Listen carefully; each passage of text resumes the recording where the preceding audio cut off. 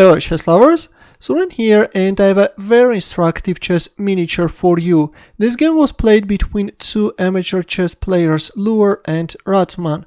This was a correspondence game played in 1922.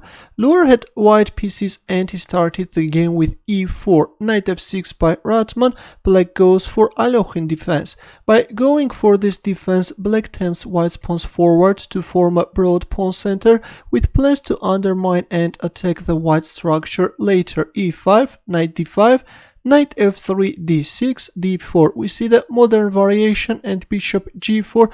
Black is pinning the white knight, which is actually the most common response. Bishop e2.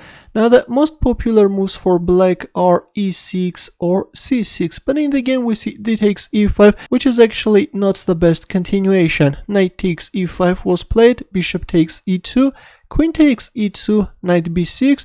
Now the pawn on d4 square is hanging, but Luer castled king's side, sacrificing the pawn. Not suspecting anything, black captured on d4, but it turns out that the pawn on d4 square is poisoned. It was better to play g6 and then think to the bishop, prepare castling kingside, but in the game we see queen takes d4.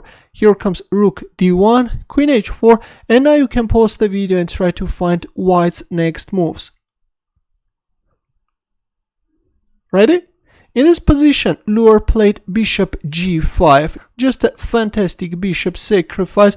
By sacrificing the bishop, white is bringing black queen on g5 square. By the way, if a move like queen b4, then white can simply play queen f3 with a direct mating threat.